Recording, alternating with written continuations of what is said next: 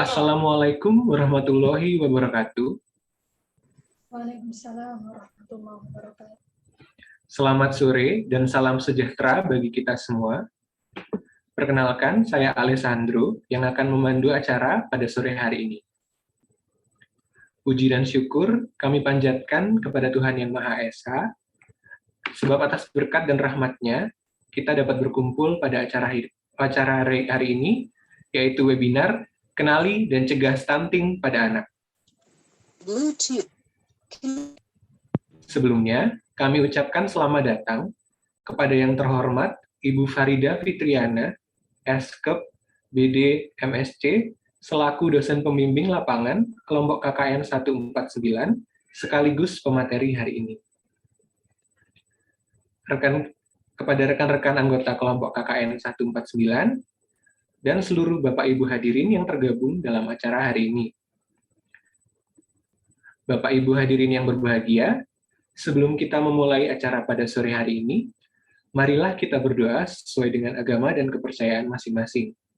Semoga Tuhan Yang Maha Esa menjadikan acara ini bermanfaat bagi kita, serta acara ini dapat berjalan dengan lancar. Berdoa dapat dimulai.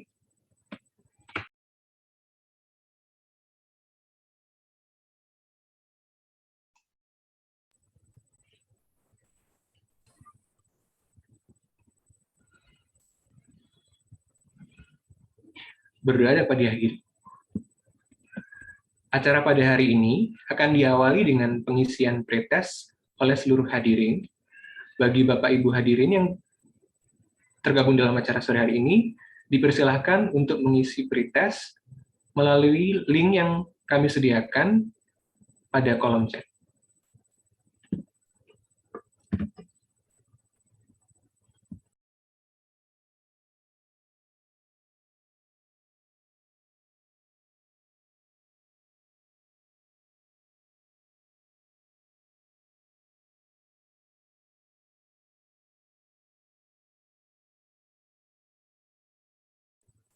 Sekali lagi kami ingatkan, bagi Bapak Ibu hadirin, para peserta kami persilahkan untuk mengisi pretest melalui link yang telah kami sediakan dan tertera pada kolom chat Zoom meeting. Mahasiswa ya.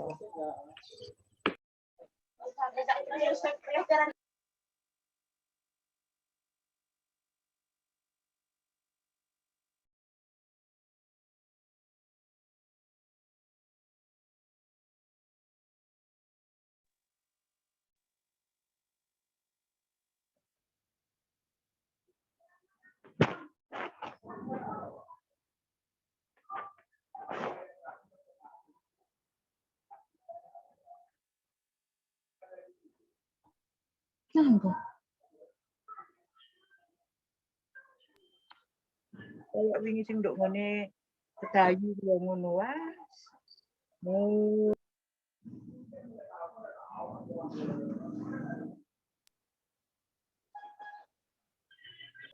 Kali gak gampang kok. Terus uangnya nanti kok hilang. Sekali lagi kami ingatkan bagi Bapak Ibu hadirin para peserta untuk mengisi pretest melalui link yang telah kami sediakan dan tertera pada kolom chat Zoom meeting. Terima kasih.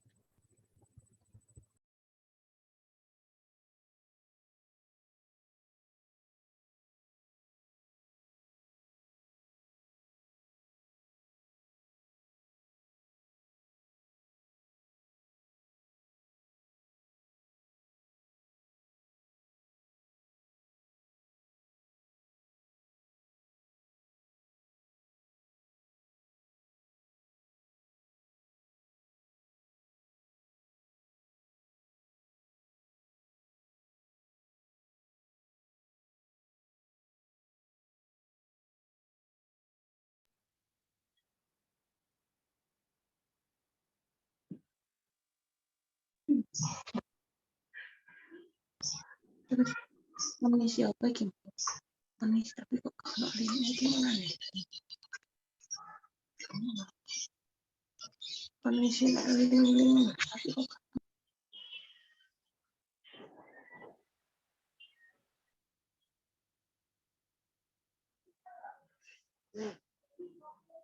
Malah iki ana sing lagi kudunan. Terus ketemu suara mana? Hilang mana suara?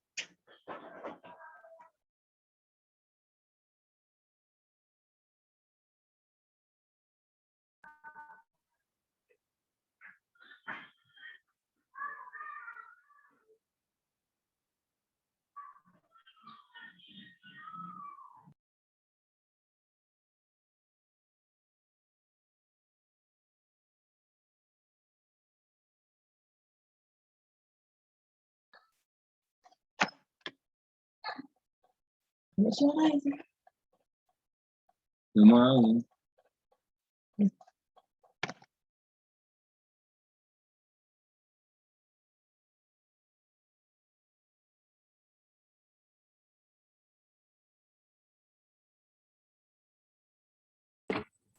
Sekali lagi kami ingatkan kepada Bapak Ibu hadirin para peserta untuk mengisi pretest yang pada link yang kami sediakan melalui kolom chat Zoom meeting. Terima kasih.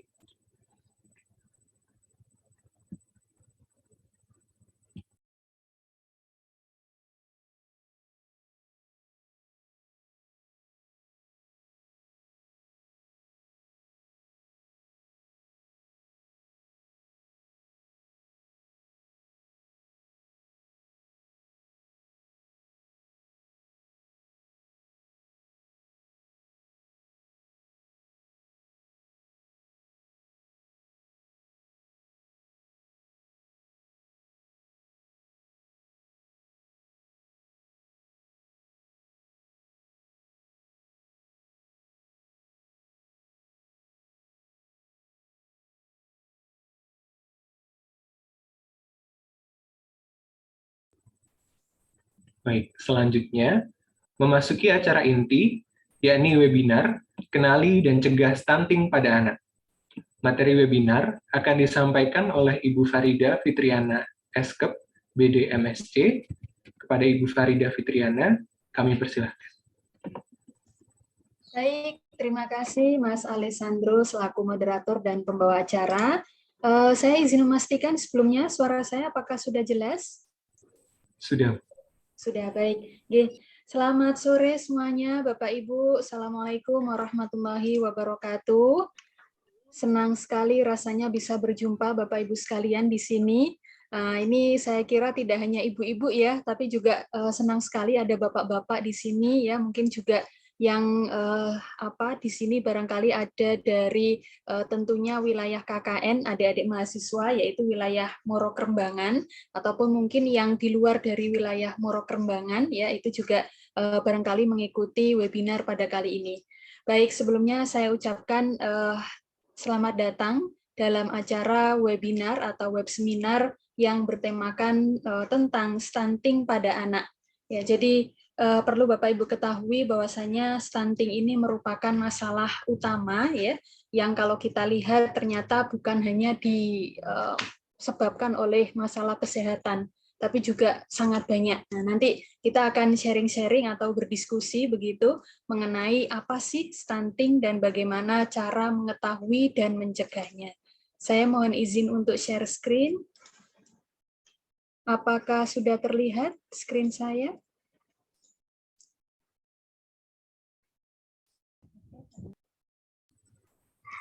Di saya, ya sudah Bu. Sudah ya, baik. Oke, ya pada minggu sore ini ya mungkin ibu-ibu monggo kalau mau sambil dengan menyiapkan untuk sekolah anak besok atau yang lain, tapi barangkali sambil bisa disimak begitu mengenai apa sih yang perlu kita kenali ya dan kita cegah terkait dengan stunting pada anak. Ya, saya mohon izin untuk menyampaikan ini karena stunting ini merupakan salah satu tema utama yang diangkat oleh adik-adik mahasiswa KKN dari UNAIR yang saat ini sedang melakukan KKN di wilayah Morokrembangan, Surabaya. Baik, nah kita coba ingin tahu dulu gitu ya, apa sih yang dimaksud dengan stunting gitu. Nah, stunting atau dalam bahasa umumnya adalah kerdil, Bu. Jadi kerdil atau cebol begitu ya, adalah suatu masalah kurang gizi kronis. Jadi penyebab utamanya memang karena kurang gizi yang sifatnya lama ya. Kronis itu sudah kalau orang Surabaya bilang kasep ya, atau sudah sangat lama yang tidak segera ditangani. Nah, yang disebabkan oleh kurangnya asupan gizi dalam waktu yang cukup lama. Jadi tidak hanya seminggu 2 minggu, Bu, tapi bahkan berbulan-bulan sampai bertahun-tahun. Nah, tanda utama stunting apa ya? Yaitu tinggi badan anak itu lebih pendek dari anak seusianya. Ya, jadi ini gambarnya mungkin bisa dilihat lebih mudah ya. Yang satunya tingginya mencapai tinggi minimal normal pada anak usia tersebut, sementara yang lain ada yang lebih pendek. Nah, kalau kita sudah mencurigai anak kita atau mungkin tetangga atau siapa kok dia lebih pendek dari teman-temannya, biasanya diikuti dengan tubuhnya yang kurus, maka mungkin kita perlu antisipasi ya, bisa jadi itu terkena stunting yang harus segera kita tangani bersama begitu. Nah, kalau secara medisnya ini saya sampaikan dulu begitu ya Bu, supaya masyarakat paham bahwa stunting itu bukan pendek karena faktor orang tuanya pendek, enggak ya. Jadi stunting itu bukan keturunan Ibu ya, bukan juga menular ya.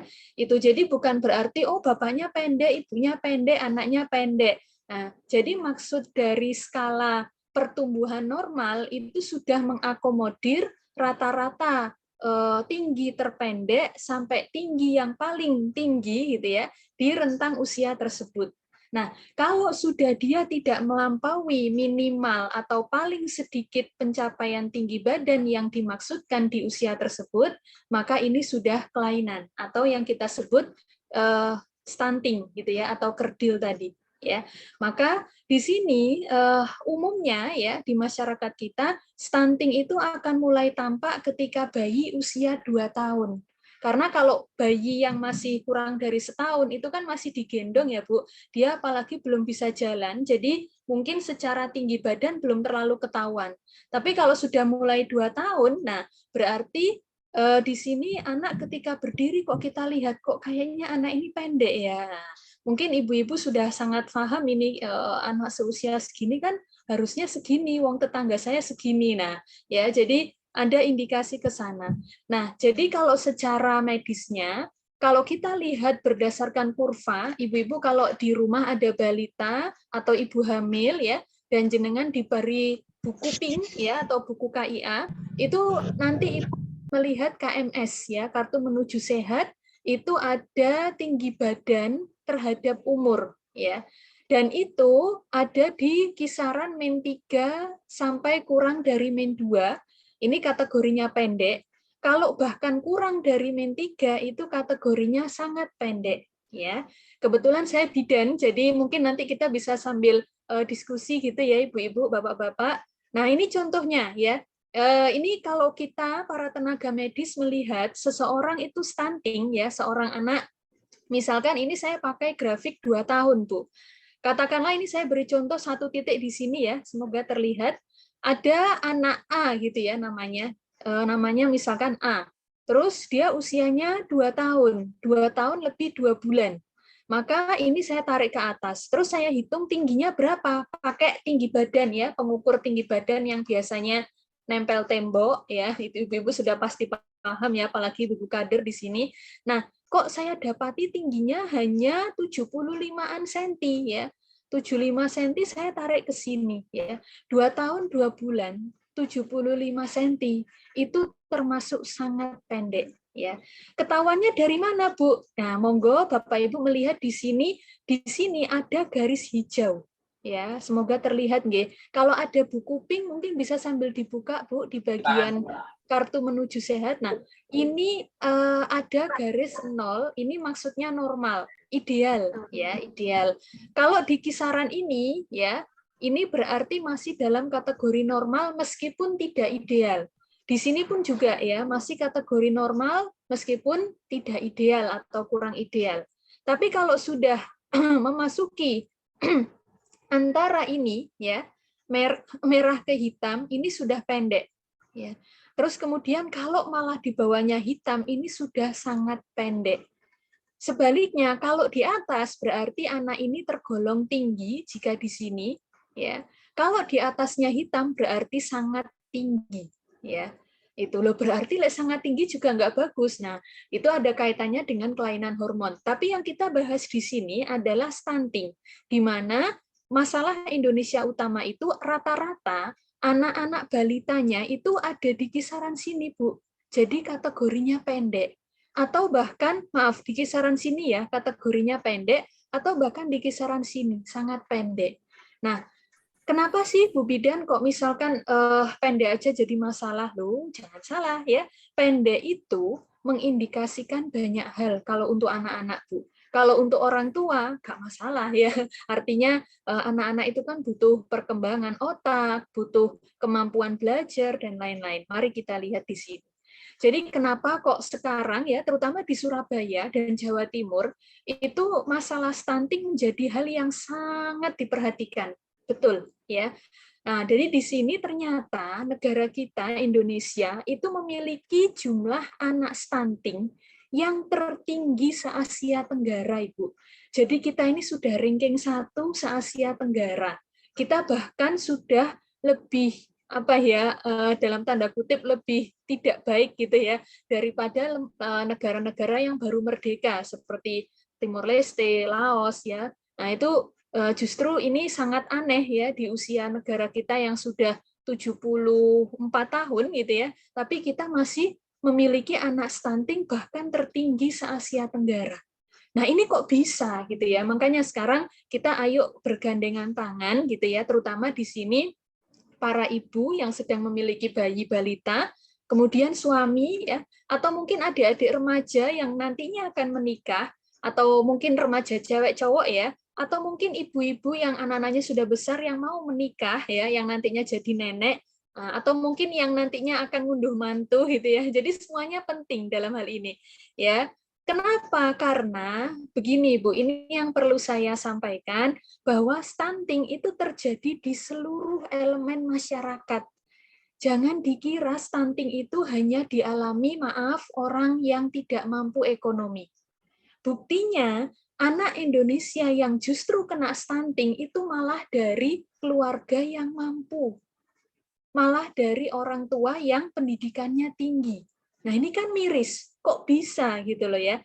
Nah, jadi ternyata ini menyerang seluruh elemen masyarakat ya, tidak peduli status sosial orang tuanya. Gitu ya. Nah, yang kedua adalah penyebabnya ini ternyata multifaktor, Bu. Maksudnya faktornya banyak ya. Tidak hanya masalah kesehatan terkait kekurangan gizi, tapi juga ada faktor budaya, faktor sosial, faktor macam-macam. Nanti akan kita lihat ya, sehingga butuh yang namanya kerjasama dan komitmen dari berbagai sektor. Kalau hanya di bidang kesehatan yang berusaha, tidak bisa, Bu. Karena stunting pada anak itu efek dari berbagai hal penyebab yang itu manifestasinya atau luarannya pada anak yang pendek. Ya. Jadi kalau semakin banyak negara yang memiliki anak-anak atau generasi-generasi yang pendek, maka semakin bisa dilihat negara itu tidak makmur, ya, atau tatanan sistem dalam negara itu masih bermasalah, atau hal-hal lain yang masih perlu dibenahi. Nah, karena itu mari kita bergandengan tangan gitu ya, baik ibu-ibu di sini yang ibu rumah tangga, yang mungkin sudah jadi kader, atau mungkin di sini yang jadi Pak RT, Pak RW, dan seterusnya. Baik, nah penyebab utama stunting ini yang perlu kita ketahui Bapak Ibu. Jadi ternyata penyebab stunting itu akibat dari upaya optimalisasi 1000 HPK yang gagal. Apa itu 1000 HPK? Yaitu 1000 hari pertama kehidupan seseorang. Anak lahir ke dunia itu bukan tidak mungkin tanpa proses kehamilan, persalinan, ya, nanti masih bayi kemudian 1 tahun, 2 tahun, dan seterusnya. Nah, dalam fase kritis ini, kalau tidak berhasil dimaksimalkan dengan baik, maka dia akan terjadi gangguan gizi kronis. Dan itu tanda utamanya adalah anak ini pendek, ya. Jadi tingginya itu tidak seperti teman-temannya yang normal, ya. Baik. Nah, 1000 HPK ini Bapak Ibu harus mengetahui ini bukan hanya masalah orang kesehatan ya, bidan, dokter, perawat, enggak. Tapi ini justru masyarakat semuanya harus tahu.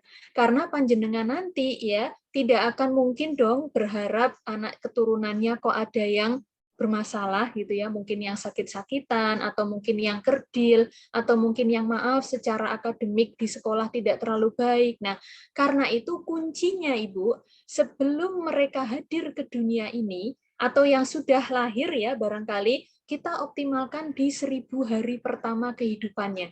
Karena pada saat-saat ini, perkembangan otak luar biasa cepat. Dan ini kalau kita tidak tangani dengan baik, akan terjadi masalah sampai dia nanti dewasa. Ya, baik, mari kita lihat secara detailnya. Jadi kegagalan 1000 HPK, ya, hari pertama kehidupan itu mulainya dari ketika seorang wanita didiagnosis hamil. Nah, ini ya. Jadi ibu-ibu, mbak-mbak, ya, mas-mas yang dirinya atau istrinya atau anak mantunya sekarang ketahuan hamil, ya, di usia kehamilan berapapun, maka itu sudah mulai masuk 1000 hari pertama kehidupan. Jadi 1000 HPK itu tidak terhitung dari ketika bayi lahir, bukan ya. Justru terhitungnya adalah ketika sel sperma ketemu dengan sel telur dan menghasilkan sebuah janin atau dalam hal ini hamil. Nah, hamil 9 bulan sampai anak lahir, sampai anak usia 2 tahun, inilah yang disebut sebagai 1000 HPK. Ya, jadi Bapak Ibu ya, atau mungkin di sini Ibu yang sudah punya anak yang mungkin bayinya masih dalam 2 tahun, nah ini ayo kita maksimalkan. Ya, karena di pintu inilah ya yang sangat menentukan masa depan. Ya, jadi jangan keliru Ibu. Oh, nanti aja nunggu lahir anak saya tak kasih les macam-macam di lembaga privat yang mahal gitu, sudah terlambat ya. Karena di sini 1000 HPK itu startnya mulai saat hamil sampai anak usia 2 tahun. Selebihnya nanti akan sudah landai lagi Bu perkembangannya, sudah biasa. Tapi benar-benar pesat itu di fase ini ya. Jadi harus hati-hati sekali. Baik. Nah, penyebabnya apa 1000 HPK yang gagal? Yang pertama adalah praktek pengasuhan yang tidak baik. Loh, saya loh Bu sudah merasa mengasuh dengan baik. Nah, mari kita samakan persepsi antara baiknya versi Bapak Ibu dengan baiknya versi orang kesehatan. Ya, oke. Nah, kemudian layanan kesehatan, baik itu antenatal care atau pemeriksaan kehamilan, intranatal care atau pemeriksaan pada saat persalinan, ya, postnatal care pada saat nifas, dan pembelajaran dini pada anak belum optimal. Jadi maaf, barangkali selama hamil ada gangguan, ya, penyakit atau ibunya stres, pada saat melahirkan ada trauma, pada saat nifas ternyata ada budaya-budaya yang membahayakan masa nifas. Nah, maka ini bisa mengancam keberhasilan 1000 HPK, ya. Kemudian ada juga yang kurangnya akses mendapatkan makanan bergizi. Bu, makanan bergizi itu biasanya mahal. Siapa bilang ya? Tidak semua yang bergizi itu mahal, Bapak Ibu. Tergantung mindset kita, ya. Kalau harga seblak satu mangkok 10.000, ya, atau 10.000 ini kita belikan sayur mayur, kita buat sop, sama-sama 10.000-nya, tapi lebih bergizi ya sop ya. Jadi dalam hal ini mindset tentang makanan bergizi itu mahal harus dihilangkan ya. Kita sama-sama berupaya. Kalau kita selalu bermindset mahal harus daging gitu ya, daging yang mahal, yo nanti beneran nggak makan bergizi ya, jatuhnya mie instan gitu-gitu ya, atau mungkin sosis ya. Jadi makan telur itu kan bisa ya, atau mungkin tahu tempe itu lebih bergizi daripada harus beli makanan di mana fast food gitu ya, yang sekarang sangat marak. Nah, untuk optimasi 1000 HPK ini betul-betul harus hati-hati ya. Kalau begitu biasanya Bu, hambatannya adalah kurangnya akses bersih, akses air bersih ya, dan kebersihan lingkungan. Bu, lingkungan saya ini sudah bersih kok. Nah, mari kita samakan persepsi nanti. Lingkungan bersih itu tidak harus di perumahan yang mewah, tidak ya. Tapi ada syarat-syarat paling tidak apa yang perlu kita upayakan supaya anak-anak kita dalam masa 1000 HPK ini bisa optimal. Nah, kalau nggak gitu, kegagalannya itu biasanya dari sosial ekonomi. Meskipun tidak semua ya, geografis dan keragaman budaya. Nah, ini justru barangkali ada budaya atau keyakinan-keyakinan tertentu yang nun sewu, mohon maaf, saya mungkin bisa memberi contoh ya beberapa, misalkan, kalau ibu hamil itu jangan makan udang, nanti bayinya bungkuk kalau lahir. Kayak udang bungkuknya. Nah, itu ada Bu di beberapa masyarakat kita. Saya nun sewu nggih, bukan bermaksud untuk aduh kok ada budaya kayak gini sih, enggak. Cuman kita berpikir ya, ibu hamil itu sangat membutuhkan protein, apalagi protein hewani. Ya, kalau enggak bisa beli daging, setidak-tidaknya ada ikan laut atau udang ya. Nah, tapi kalau terbentur budaya nggak boleh makan udang, sementara daya beli keluarga itu adalah beli udang, ya akhirnya ibu hamil ini kurang ya asupan untuk protein hewaninya. Atau paling gampang misalnya ibu menyusui, nggak boleh makan ikan supaya nanti air susunya tidak amis. Karena ada kepercayaan itu. Padahal ibu menyusui itu akan memberikan nutrisi ke bayinya yang itu sangat diperlukan untuk tumbuh kembang bayi. Tumbuh kembang dapatnya dari sumber protein. Sehingga kadang saya menemukan beberapa ibu menyusui itu makannya apa?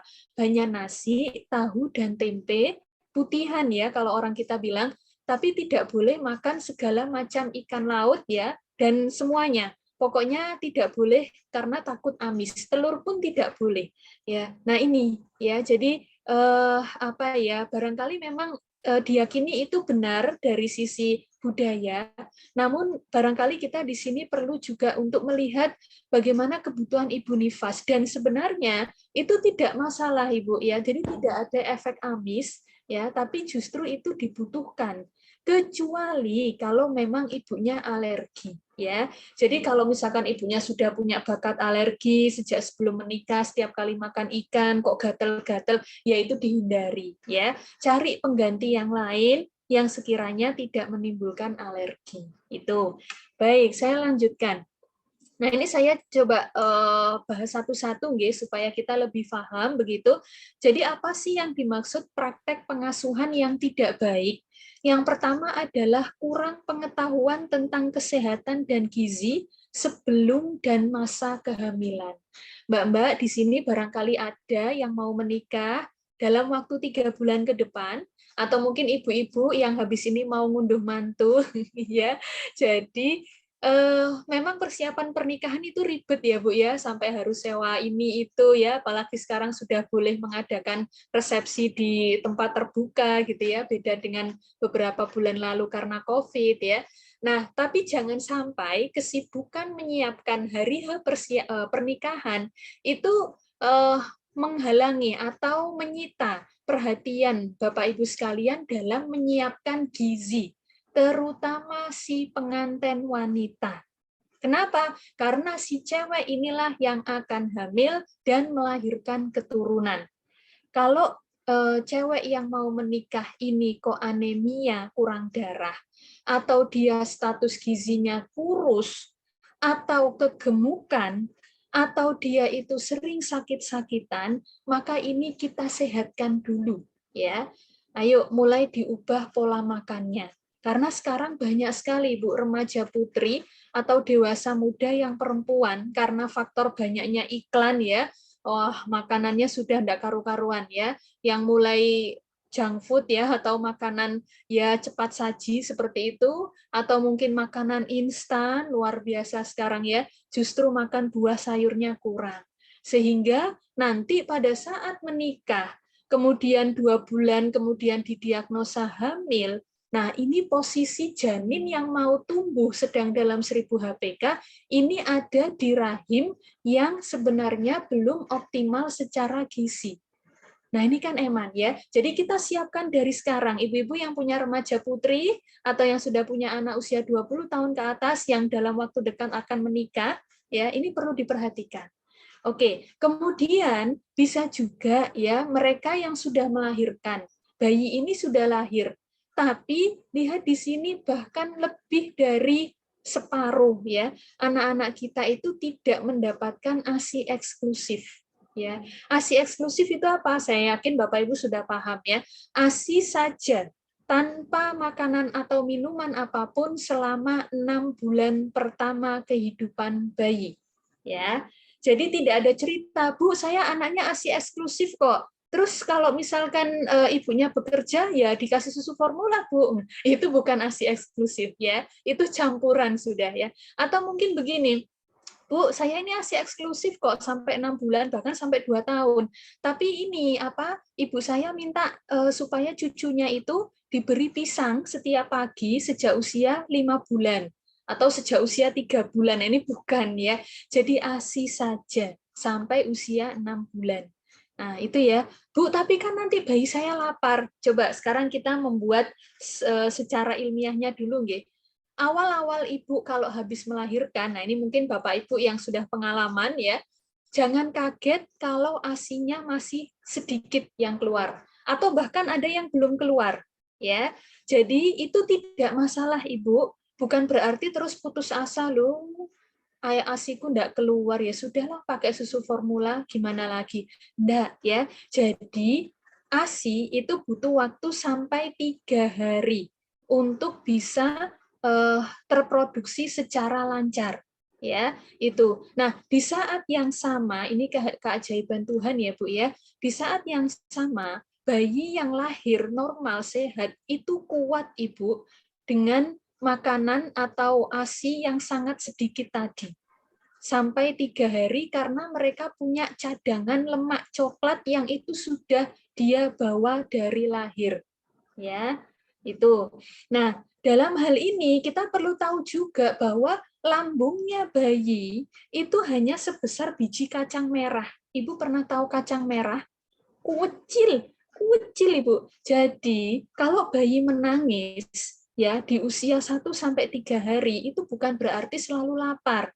Bisa jadi dia itu merasa tidak nyaman, entah pampersnya ya, atau mungkin dari sisi pengen dipeluk ya, wajar karena dia 9 bulan di dalam rahim anget tiba-tiba keluar ya. Nah, ini butuh penyesuaian. Karena itu kita harus bersabar ya. Jangan kemudian ya maaf mungkin dari sisi ibunya sabar tapi dari sisi mertua gitu.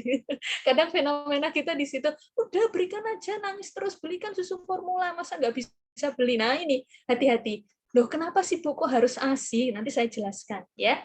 Baik. Nah, terus kemudian ada 2 dari 3 anak usia 0 sampai 2 tahun itu tidak menerima MPASI. Jadi ada loh Bapak Ibu yang mungkin makanan pendamping ASI atau MPASI-nya itu tidak maksimal. Ya, terlalu sedikit atau mungkin bahkan maaf nggih, barangkali karena pengaruh makanan-makanan instan akhirnya itu dulu yang diberikan ya. Padahal MPASI ini sederhana ya, mulai dari buah-buahan yang lunak ya seperti pisang, kemudian nasi yang dilumatkan ya dalam hal ini mulai dari nasi tim saring ya sampai bubur dan seterusnya. Itu bagi Anda ibu-ibu nggak usah khawatir, jenengan lihat saja di buku Pink ya, di situ sudah ada panduannya. Kalau panjenengan bersedia untuk membaca ya ada di situ. Nah, jadi dalam hal ini kita optimalkan Ibu 1000 HPK ini luar biasa. saya kira di sini tidak ada ya keluarga yang mengharapkan keturunannya tidak baik begitu. Pasti pengennya yang cerdas ya, yang soleh gitu kan, yang kuat, yang nggak sakit-sakitan ya. Apalagi zaman sekarang Ibu, kalau orang nggak cerdas itu rasanya ketinggalan. Maka kita optimalkan. Oke, ini yang pertama. Yang kedua, kalau ibu ini sedang hamil, melahirkan, nifas, monggo dipersani ya, dilihat di sini ternyata di Indonesia 2 dari 3 ibu hamil itu belum mengkonsumsi zat besi. Nah, di sini mungkin ada keluarga yang hamil, coba ditanya, sudah minum rutin tablet besinya belum ya? Kenapa? Karena tablet besi di sini penting untuk menjaga cadangan besi ibu yang nantinya akan menunjang tumbuh kembang janin di dalam kandungan, termasuk perkembangan otak. Ya, jadi kalau ibu hamilnya ini aras-arasen dengan berbagai alasan, nah ini coba kita sadarkan ya, atau mungkin di sini ibu sendiri ada yang sedang hamil, mari kita upayakan sebaik mungkin ya meminum tablet besi. Terus kemudian ada juga yang 1 dari 3 anak usia 3-6 tahun tidak terdaftar di PAUD atau pendidikan anak usia dini. Sebenarnya PAUD ini tidak harus PAUD lembaga resmi ya Bu, yang penting dari pihak keluarga mampu memberikan pendidikan anak usia dini. Ya, jadi bisa di PAUD sekolah, bisa juga di keluarga. Yang pasti mereka ini diajarkan bagaimana pendidikan masih dini melalui bermain. Ya, jadi bermain bagi anak itu hal yang sangat penting, Bu. Jadi kalau nun sewu nggih, pada anak-anak balita, apalagi yang masih 1000 HPK yang 0 sampai 2 tahun, ya semakin sering kita mengajak bermain, entah main bola ya, lempar tangkap bola, main cilukba ya, main apalagi bernyanyi gitu ya, cicak di dinding, itu penting sekali Bu ya. Jadi jangan malu-malu ya. Ini pernah ada kasus ya, dan saya kira banyak. Bapak ibunya sibuk HP-an, anaknya di dalam box ya. Anak sampai usia 2 tahun, satu kata pun, satu suku kata pun belum ada yang terucap dari mulutnya Ibu. Padahal anak ini cewek. Sejatinya anak cewek secara bahasa dia lebih cepat dari anak perempuan. Bayangkan anaknya cuman diem aja, dirangsang terus sama orang kesehatan itu tidak bisa karena sudah terlambat. Kenapa? Penyebabnya simple, bapak ibunya diem-dieman mainan HP selama ini. Ya, cuman didengarkan dengan TV, beda Bu. Tapi kalau kita mama, papa, dia akan mengikuti gerakan, melihat ya, kemudian mulai mengikuti, dia ngoceh, itu sudah merupakan bentuk upaya optimasi 1000 HPK Bu. Ya, jadi nun sewu mungkin sekarang gangguan kita tuh kadang HP ya, sambil gendong anak gitu, ibunya melihatnya HP, anaknya disingkurin ya. Nah ini coba kita anu dulu ya, apalagi yang masih 1000 HPK Bu, beneran. Ini sangat menentukan berprestasi atau tidaknya anak-anak kita, itu terutama di sini pijakannya ya. Baik, kemudian menurunnya tingkat kehadiran anak di posyandu. Loh kok penting Bu? Iya, karena posyandu atau pos pelayanan terpadu ini adalah upaya untuk memonitor ya atau mengawasi tumbuh kembang anak secara rutin ya. Jadi kok ke posyandu gengsi, gak usah wong anakku lo sehat, jangan ya. Kelihatannya sehat, tapi kalau nanti ternyata ada keterlambatan tumbuh atau keterlambatan perkembangan tidak bisa dideteksi secara cepat ya. Kenapa? Karena tumbuh dan kembang itu sifatnya irreversible Bu, tidak bisa balik ya. Ya, jadi kalau sudah sekalinya gagal ini untuk menaikkan ya, mengejar itu sulit ya. Gagalnya semakin sulit gitu ya. Baik, kemudian ada juga yang tidak mendapat akses yang memadai ke layanan imunisasi. Saya kira ini sudah tidak masalah ya, sekarang imunisasi sebaiknya tepat waktu selama anak tidak sakit gitu ya. Tapi ada kalanya budaya ya, ada beberapa keyakinan yang gak usah imunisasi ya dan seterusnya. Nah, ini ya coba kita lihat, nanti saya jelaskan apa itu imunisasi ya. Terus yang ketiga, kurangnya akses mendapatkan makanan bergizi. Ini tadi Bu ya, kenapa sih ibu hamil ya atau yang sebelum hamil sedang merencanakan hamil itu kok nggak boleh sampai anemia, sampai harus minum tablet tambah darah? Karena kalau anemia ya itu berarti asupan oksigen dan nutrisi dari ibu ke janin itu kurang maksimal.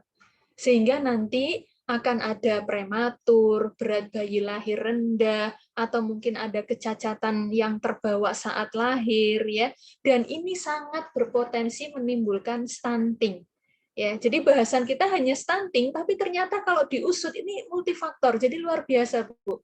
Ya, baik. Kemudian yang kedua, daya beli terhadap makanan bergizi. Ya, memang di sini kita memiliki daya beli yang berbeda-beda ya. Tapi harapan kami adalah meskipun dengan keterbatasan yang ada, kita juga bisa memilih kok antara yang bergizi dengan yang tidak. Ya, beli sayur mayur itu rasanya tidak lebih mahal dari beli misalkan di restoran atau mungkin beli yang kayak seblak gitu ya, itu kan isinya cuman kalori gitu ya. Mungkin adik-adik remaja di sini atau yang punya anak-anak SMA, nah, coba mulai diperhatikan makanannya. Kenapa Ibu Bapak? Karena pola makan itu adalah mencerminkan kebiasaan. Dan ini sulit diubah kalau tidak dari sedini mungkin. Anak biasa makan sayur, itu selama dia dewasa akan gampang makan sayur. Sebaliknya, kalau sudah sulit makan sayur dan tidak ditelateni oleh orang tua, maka kedepannya selamanya anak ini akan antipati terhadap sayur. Dan parahnya nanti ketika dia hamil, kalau dia cewek, maka tentunya kebutuhan mikronutrien akan kurang. Ya, itu. Baik, kemudian kurangnya akses ke air bersih dan sanitasi. Jadi Nun Sewu, di sini saya sampaikan bahwa 1 dari 5 rumah tangga itu masih BAB di ruang terbuka. Jadi mungkin tidak di Surabaya ya Bu, barangkali di kota lain, karena ini saya membahasnya secara luas, tapi perlu kita antisipasi ya, bahwa BAB di kali, di sungai yang merupakan mata air itu sangat tercemar ya, sehingga kita akan mengkonsumsi air yang tidak bersih ya. Oh, saya beli aqua galon kok Bu setiap hari. Bukan itu maksudnya ya. Jadi air bersih itu juga dipakai untuk mandi, mencuci dan seterusnya. Karena bakteri dalam air meskipun tidak kita gunakan untuk minum itu juga akan mempengaruhi tubuh kita ya. Contohnya apa? Misalkan kita cuci tangan ya, mau makan cuci tangan, ternyata air kerannya ini lokasinya sumber airnya dekat dengan pembuangan jamban. Nah, berarti kan sedikit banyak ada bakteri yang berkumpul atau masuk ke dalam sumber air tersebut. Nah, kemudian kita pakai cuci tangan, terus kita makan. Nah, ya, akhirnya masuk ke perut sehingga mengakibatkan cacingan dan yang lain. Ya, oke. Kemudian 1 dari 3 rumah tangga belum memiliki akses air minum bersih. Barangkali di sini saya yakin Bapak Ibu sudah memiliki akses air minum yang sehat ya. Tapi saudara-saudara kita itu masih ada yang berjuang untuk mendapatkan air minum bersih. Itu ada ya. Nah, kemudian ini juga yang paling umum ya, cuci tangan dengan benar. Saya tidak bilang hanya cuci tangan ya. Cuci tangan dengan benar itu ternyata masih rendah. Sehingga masih belum optimal bersihnya kuman dari tangan kita, terus kita nyuapin anak kita ya. Terus kemudian bakteri yang ada di tangan itu masuk ke perut, anak kita cacingan, sehingga penyerapan nutrisinya kurang baik dan dia akhirnya kurus dan juga pendek. Ini masih banyak terjadi. Ya, baik. Nah, kemudian kenapa sih kok stunting terus yang dibahas gitu? Karena dampaknya tidak main-main, Ibu. Ya, dampaknya tidak main-main. Karena apa? Jadi gini, kekurangan gizi itu tidak saja membuat stunting. Kalau anak sudah sampai jatuh ke stunting, ya, baik itu yang kategorinya tubuhnya pendek atau bahkan sangat pendek, maka itu juga bisa menghambat kecerdasan. Dan tidak hanya itu, memicu penyakit dan menurunkan produktivitas, ya.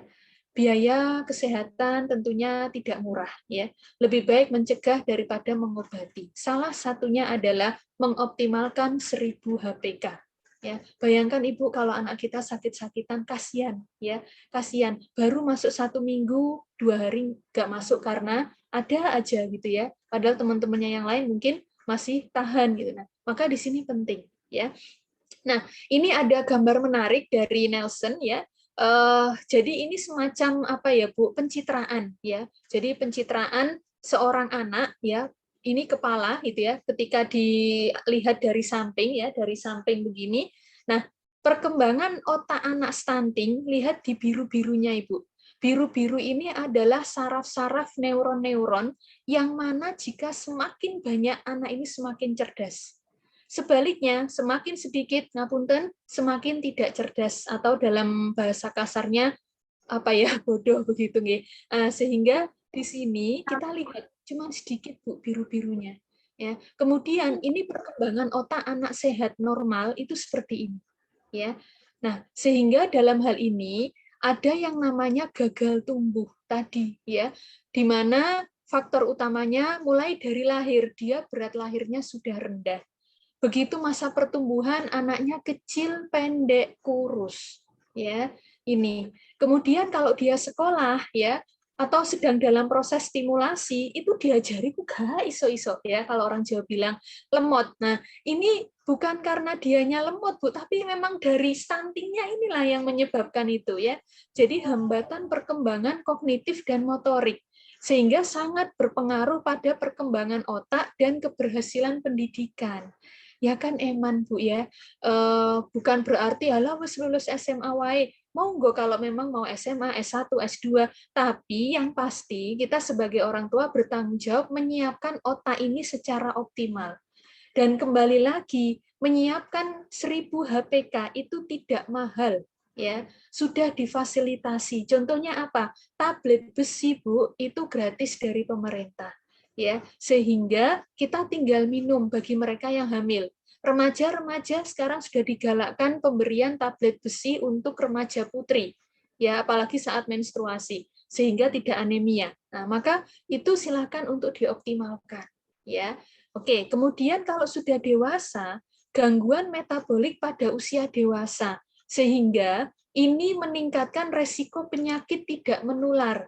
Seperti apa? Diabetes. Loh, kok 30-an sudah diabetes, padahal Bapak Ibunya nggak ada diabetes. Jangan salah Bapak Ibu, penyakit diabetes, jantung, stroke, dan segala macam penyakit degeneratif yang tidak menular semakin lama semakin menyerang orang yang muda. Kalau dulu zaman Bapak Ibu Mbah-mbah kita kena diabetes itu rata-rata usia 50 ke atas ya. Sekarang 30 tahun masih segar bugar kena diabetes. 40 tahun kakinya satunya diamputasi loh. Bukan karena keturunan Bapak Ibu, ya. Kadang-kadang gaya hidupnya juga mempengaruhi. Terus memang bibitnya ya, ngapunten bibitnya dari 1000 HPK ini kurang optimal. Sehingga ketika dia riwayat stunting, maka besarnya nanti akan ada penyakit-penyakit yang menyertai, ya. Jadi makanya sekarang loh, kok ada sakit jantung ya di usia 20-an, ya. Ya, karena memang itu ya. Jadi hati-hati sekali. Kita mencoba untuk menyiapkan sebaik mungkin ya. Baik. Nah, terus bagaimana penanganannya atau intervensinya gitu ya. Di sini sudah diatur Ibu dari Peraturan Menteri Kesehatan tahun 2016, sasarannya semua ya. Mulai dari yang hamil, bersalin, balita, sekolah, remaja sampai dewasa muda, sampai menikah, hamil, bersalin. Wes, jadi ini satu siklus kehidupan semua disentuh. Kenapa? Karena ini sangat saling mempengaruhi satu sama lain. Dan kita perhatikan di sini, mulai dari kehamilan, ketika pasangan itu berbahagia habis menikah, jangan salah, ketika merencanakan kehamilan, harus disiapkan minimal 3 bulan sebelum hamil. Ya, setidaknya diperiksa, ini mbaknya anemia enggak? Ya, atau mungkin kurus enggak, obesitas enggak, harus diperbaiki dulu ya. Kalau masnya atau suaminya yang anemia enggak masalah ya, tapi untuk yang cewek ini loh ya, terutama ya, karena apa, dia akan melahirkan keturunan. Itu ya. Baik, kemudian bayi sampai usia 2 tahun ya. Sekali lagi di fase kritis inilah kalau kita tidak mampu mengoptimalkan, itu akhirnya terjadi stunting. Dan ini kita optimalkan sejak dini, Bu. Karena apa? Kembali lagi, gizi itu mencerminkan pola makan, pola hidup. Dan ini harus dibiasakan dari remaja sampai dia nanti menikah, ya, dan seterusnya. Jadi muter, ya. Oke. Nah, ini yang saya maksud tadi, ya, buku KIA atau buku PINK, ya, buku kesehatan ibu dan anak. Ibu-ibu yang hamil punya anak balita ya sampai usia 5 tahun wajib memiliki buku ini dan dibaca ya. Mohon maaf, jangan hanya ditutup masuk lemari dengan rapi ya, tapi itu ada bacaan-bacaan untuk ibu ya. Untuk yang terbaru ada 2 bagian, modelnya bolak-balik Bu, tapi jangan bingung ya. Ini ada tulisannya, bagian ibu artinya punyanya ibu ya, status kesehatan ibu ada di sini. Satunya bagian anak, berarti status kesehatan anak semua di sini. Ya, jadi monggo ibu-ibu dipersani, dibaca ya. Nanti mungkin dibantu bidannya pada saat kontrol atau saat imunisasi gitu ya, atau ibu kadernya itu ada semua Bu ya. Atau gampangannya ibu kan sekarang pegang HP ya, sudah canggih HP-nya sekarang bisa YouTube ya. Tinggal cari aja ya. Misalkan membuat MPASI usia 3 bulan sehat, banyak Bu ya. Nanti akan ada macam-macam, dan ternyata kalau kita lihat bahannya itu simple ya, sebenarnya tidak mahal. Mahal itu adalah mindset. Sekarang gini Ibu, oke, kalau memang itu mahal, tapi ini adalah aset masa depan. Kita kalau menaruh aset itu kan pasti pikir-pikir ya, ini menguntungkan saya atau tidak. Jangan khawatir Ibu, Bapak. Aset pada keturunan itu luar biasa ya. Kita apa guna ya, misalkan kita usahanya sukses ya, pangkat kedudukan ada, tapi anaknya kurang berkembang atau bahkan terdiagnosa stunting. Padahal yang akan meneruskan kita itu adalah anak-anak kita. Ya, jadi ini aset berharga ya. Baik. Nah, sekarang ini saya coba untuk satu-satu ya. Ketika ada intervensi atau tata laksana pada ibu hamil dan ibu bersalin ya, ini tadi sudah saya sampaikan, intervensi 1000 hari pertama kehidupan. Kemudian ibu yang hamil jangan lupa kontrol rutin ya. Di saat awal kontrol biasanya panjenengan akan diminta periksanya agak lama karena banyak, harus periksa gigi, periksa lab darah ya, macam-macam, karena memang untuk mengetahui status kesehatan dasar. Diikuti saja ya. Kenapa? Karena kalau ketahuan dari awal hamil langsung ditata laksana. Misalkan Anda tes darah, ketahuan kadar Hb-nya atau kadar hemoglobinnya itu rendah, maka anemia. Oke, anemia jenengan dikasih tablet besi yang mungkin lebih banyak dosisnya dari orang normal. Nah, itu monggo untuk dituruti ya, karena ini demi si anak ya, si bayi yang sedang dikandung. Mengatasi kekurangan zat besi dan asam folat dengan mengonsumsi tablet tambah darah ya. Oke. Nah, bagi ibu yang sudah tadi kontrolnya rutin kok ketahuan kurus ya. Kurus itu gimana sih, Bu? Satu, paling gampang lihat lengannya ya, lengan kiri. Artinya lengan yang jarang dipakai beraktivitas. Ya, biasanya kalau orang Indonesia kan apa-apa dengan tangan kanan. Berarti ini pakai lengan kiri ya, bagi adik-adik yang mau menikah atau mungkin siapapun di sini ya. Atau mungkin ibu-ibu yang mau pilih-pilih mantu ya, dipastikan calon mantunya lihat lengannya, ambil meteran kain itu meteran baju yang lemes itu loh Bu ya. Dari arah ini ujung atas sampai siku, ambil separuhnya nanti ukur melingkar Ibu. Ya. Minimal lingkarnya adalah 23,5 cm. Kalau kurang dari itu, nah ini calon mertua bisa, Dok, awakmu rodok gendut sedikit ya, biar naik ya. Karena artinya gizinya masih kurang ya. Itu kita diagnosis kekurangan energi kronis. Kalau sudah lebih maka aman ya. Atau mungkin mas-mas di sini yang mau menikah, coba diperiksa ya, aset masa depan soalnya ya, menghasilkan keturunan yang baik. Baik, kemudian pemberantasan cacingan ya, cacingan masih banyak Bu di negara kita ya, kekurangan iodium, tapi kalau di Surabaya saya kira enggak. Perlindungan malaria, ini beberapa daerah di Indonesia ya, daerah timur itu masih endemis malaria, sehingga diangkat di sini. Baik, kemudian meningkatkan persalinan di fasilitas kesehatan. Bapak Ibu, mungkin barangkali dari panjenengan semua masih ada yang ingin bersalin di dukun, ya. Mohon itu supaya dihindari dulu ya. Kita bersalin di fasilitas kesehatan, ditolong oleh tenaga kesehatan yang profesional. Kenapa? Karena nanti kalau ada apa-apa, misalkan plasentanya atau ari-arinya kok nggak mau keluar, ditarik-tarik nggak mau, ya, atau mungkin terjadi perdarahan hebat setelah bayi lahir, atau mungkin ibunya ini tiba-tiba kejang pada saat ngeden, itu langsung dapat penata laksanaan dengan tepat, ya. Itu karena apa? Kalau ini sampai terjadi, Bu, dan ini tidak ditolong oleh tenaga kesehatan, maka akan mengancam nyawa ibu, mengancam nyawa bayi, dan kalau bayi ini dilahirkan akan ada resiko cacat. Ya, ini sudah saya sampaikan di awal. Sehingga ini jangan sampai sekali lagi 1000 hari pertama kehidupan adalah aset yang luar biasa. Ya, kita hidupnya pas-pasan nggak masalah, Bu. Yang penting anaknya di sekolah jagoan. Oh, keren nggak? Nanti anaknya dapat beasiswa terus sampai sekolah S1, S2, gitu ya, S3 bahkan. Nah, siapa yang nggak bangga, gitu ya, Bu ya? Baik.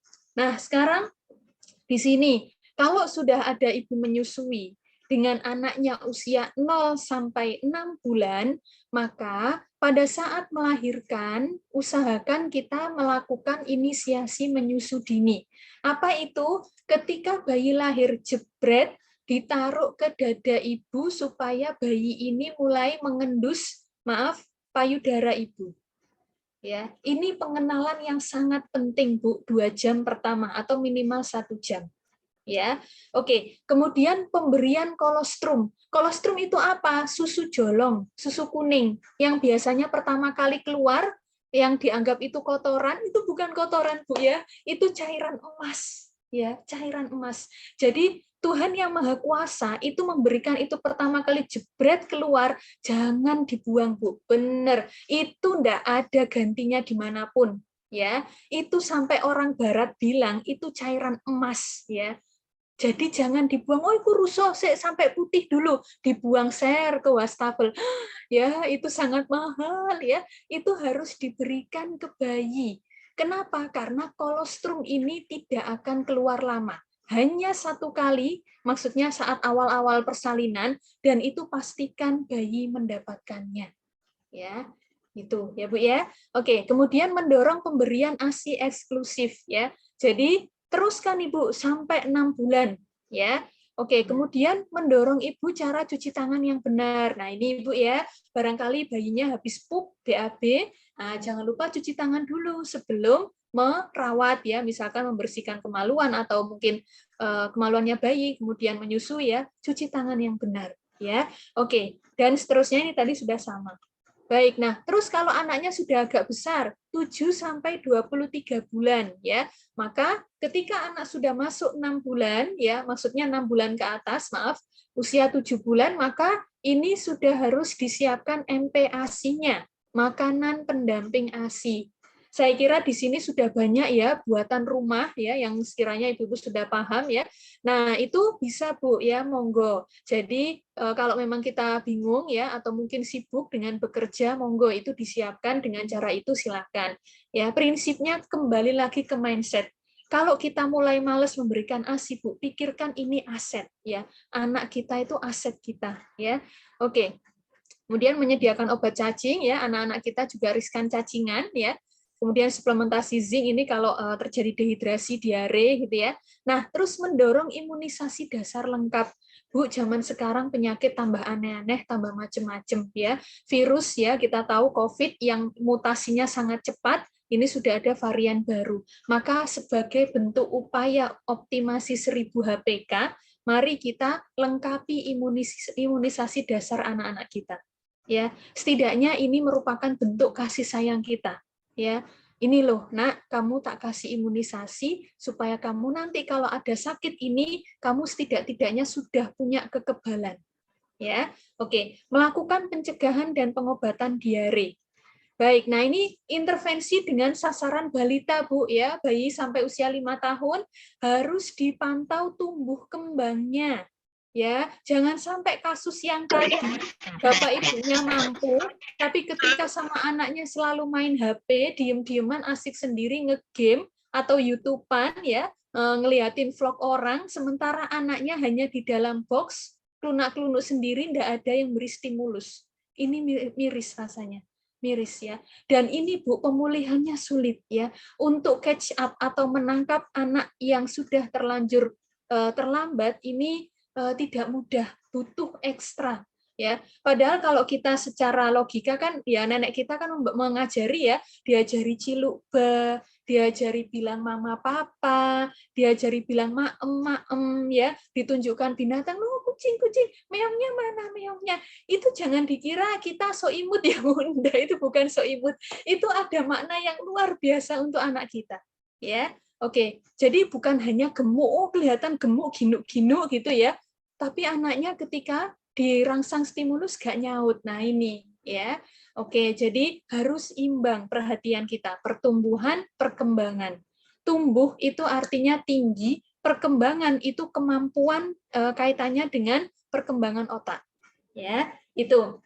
Baik, kemudian kalau misalkan, nah ini, kalau dengan pemantauan tersebut kok dideteksi secara dini, anak ini ada kecurigaan kurus, atau pendek, atau mungkin hal-hal apapun gitu ya, maka langsung akan dapat tata laksana Bapak Ibu, pemberian makanan tambahan, ini sudah menjadi program pemerintah. Ya, jadi mungkin nanti dapat biskuit, dapat susu, nun sewu itu diberikan nggih ke anaknya karena ada beberapa kasus ya ternyata susu dan biskuitnya ngapunten tidak diberikan ke bayi ya padahal balita atau bayi ini membutuhkan ya itu jadi kita coba untuk saling bekerja sama begitu ya Bu ya. Oke, kemudian menyelenggarakan stimulasi dini perkembangan anak. Bayi Bu, kalau dia memang sudah punya bekal sel otak, ini tidak akan berkembang selama tidak ada stimulus. Ya, stimulus itu macam-macam Bu dan nggak mahal stimulus itu. Misalkan apa? Bayi mungkin yang baru berapa 3 bulan gitu ya, kita coba ajak bicara ya, terus dia membalas dengan senyum, itu stimulus ya. Bukan berarti seperti orang gila, karena kadang-kadang orang tua zaman sekarang itu, alah ngapain sih kok kayak gitu, ih genit amat sama anaknya. No, enggak, itu ngasih stimulus ya. Baik, kemudian memberikan pelayanan kesehatan balita yang optimal. Oke, nah ini kalau sudah sekolah Bapak Ibu. Ternyata sekolah ya itu juga penting, kaitannya apa? Dengan masa depannya. Ya, jadi ada usaha kesehatan sekolah ya kaitannya dengan mungkin imunisasi ya atau mungkin apalagi pemberian makanan tambahan ya, kemudian optimasi gizi, terus yang paling penting juga bebas rokok dan narkoba. Ngapunten nun sewu, mungkin di sini barangkali ketika ibu hamil tapi suaminya perokok ya, kita harus mengingat bahwa perokok pasif itu dampaknya jauh lebih berat daripada perokok aktif. Sehingga jika nanti suami merokok, mohon jauh-jauh dari istri yang sedang hamil atau dari bayinya. Ya, jadi supaya tidak terkena asap rokok. Karena logikanya gini, Bu. Orang kalau merokok aktif ya, ketika dia ngisep gitu ya, terus dia menghembuskan, itu kan asapnya keluar semua. Jadi gampangannya racun-racunnya itu sebagian besar bisa keluar lagi. Oke, itu perokok aktif, orang yang merokok. Tapi kalau perokok pasif, orang yang kena asap rokok, itu ketika asap itu sudah masuk, tidak bisa Bu dikeluarkan. Ya, karena itulah racun itu semakin akan menjadi-jadi untuk para perokok pasif. Ya, itu. Jadi coba kita renungkan ya supaya kita hindari ya, kita hindari. Mungkin Bapak-bapak yang merokok juga menghindar dulu ya yang jauh. Jangan hanya pojok kamar dengan pojok kamar itu masih kena asapnya ya. Oke, baik. Nah, kemudian intervensi dengan sasaran anak usia remaja, diajari pola hidup bersih sehat, makan gizi seimbang ya. Tadi dari kecil kalau sudah dibiasakan makan sayur, makan buah-buahan, mereka tidak akan sulit Bu ya. Dan coba kita pantau remaja-remaja kita ini maemnya kayak gimana. Ya, apalagi zaman sekarang ya, kopi itu luar biasa macamnya, kemudian makanan-makanan yang kelihatannya bonafit gitu ya, tapi nyatanya yo kadar gizinya itu aja gitu ya. tidak merokok narkoba, sama pendidikan kesehatan reproduksi. Penting Ibu mengenalkan ini kaitannya untuk menghindarkan anak-anak kita dari kekerasan seksual dan yang lain, ya. Baik. Kemudian ini kalau dewasa muda, ini sudah waktunya mau nikah atau bahkan yang sudah menikah, ya. Yang sudah menikah kadang-kadang tidak langsung ingin punya anak karena mungkin alasan karir, ingin sekolah dulu melanjutkan kuliah gitu ya. Maka sudah mulai tahu tentang kontrasepsi atau pelayanan keluarga berencana. Terus mulai dideteksi dini penyakit apa yang dia miliki, ya. Kemudian ya intinya adalah bagaimana pola hidup yang sehat. Nah, ini ya, dari tadi saya salah satunya menekankan tentang ASI eksklusif. Kenapa? Karena ASI itu adalah nutrisi anugerah langsung dari Tuhan yang Maha Kuasa, Bu. Bagaimanapun kondisi kita, ASI itu adalah yang terbaik. Kenapa? Yang pertama, mengandung zat gizi lengkap, ya. Komposisinya pas, tidak kurang, tidak lebih, ya. Ada karbohidrat, protein, multivitamin, mineral. Bu, tapi di susu formula itu loh, Bu, yang harga satu kardusnya, satu kalengnya itu ratusan ribu, Bu. Itu kan ya mengandung ini itu, Bu. Oke, kalau itu bisa dibuat oleh manusia, saya bertanya yang kedua, mudah diserap tubuh bayi. Bapak Ibu, ASI itu adalah selnya dari ibu. Dimakan atau diminum oleh bayi, ini sama-sama sel hidup. Jadi mereka akan langsung klop 100% akan diserap tubuh bayi. Sementara susu formula itu buatan. Biasanya kalau nggak dari protein susu sapi, kalau yang nggak tawar dengan laktosa dari susu kedelai. Nah, maka ada istilah kalau ASI ya berarti anaknya ibu, kalau formula anaknya sapi. Itu ada benarnya juga karena tidak semuanya akhirnya akan terserap. Ya, itu karena bukan dari manusia juga gitu loh ya. Dan ini akan mengganggu fungsi ginjal bayi. Ya, dan satu lagi ini di sini merupakan cairan hidup. Jadi ketika ibu ini nun sewu ya menyusui ya, maka ada transfer cairan hidup Bu itu. Jadi bukan sekedar susu formula yang dikasih bubuknya, dikasih air anget, diaduk-aduk, enggak ya. Jadi cairan hidup yang ada sel darah putih, zat kekebalan, enzim, hormon dan protein. Dan yang paling penting meningkatkan ikatan ibu dan anak.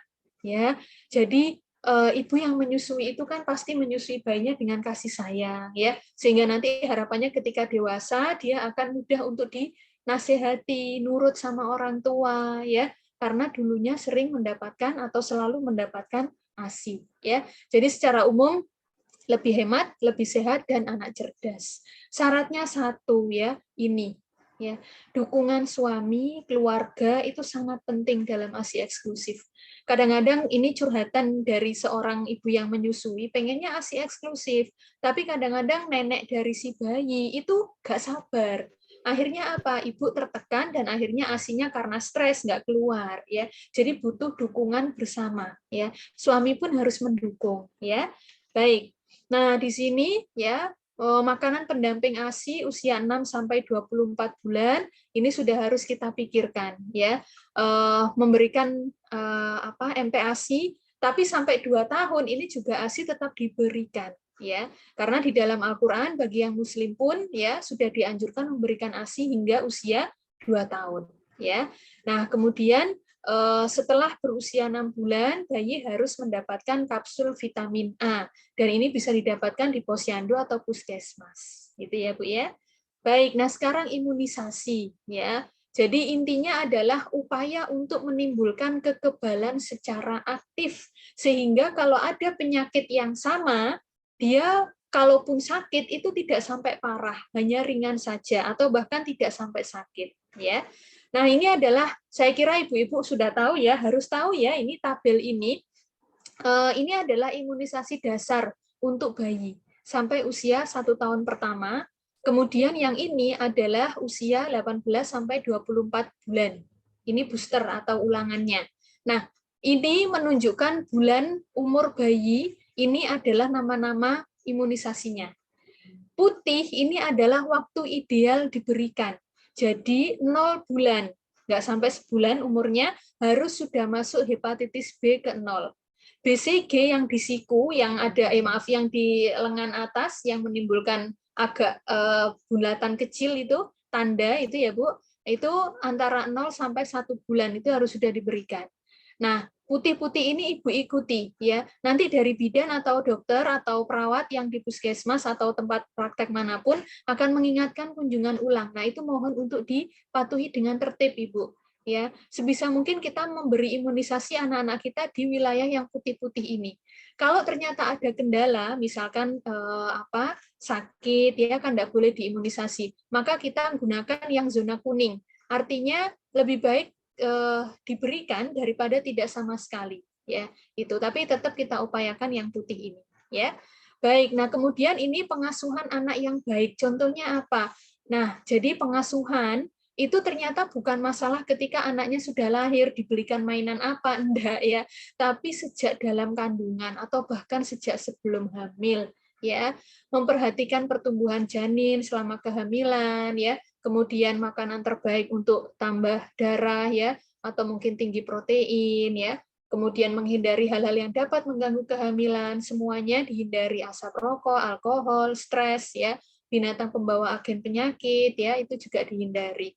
Kemudian ini kalau untuk balita ya, nah ini IMD Ibu, atau disusui segera ya, monggo. Kemudian ASI eksklusif. Kemudian dipantau ya di posyandu, ini timbangan dajin biasanya dipakai di posyandu. Jangan lupa bawa buku KIA ya. Kemudian ini berikan stimulasi ya. Jadi biarkan anak itu bermain ya, berbicara, ngoceh, enggak apa-apa Bu, ajari coret-coret. Dituntun untuk berjalan kalau dia sudah waktunya berjalan, ajari makan minum ya, itu. Jadi jangan kemudian terus pokoknya biar bersih tak suapin terus, padahal anaknya sudah 3 tahun, sudah waktunya megang sendok memasukkan ke mulut sendiri, meskipun tumpah-tumpah enggak apa-apa, karena memang tahap belajar ya, itu stimulasi.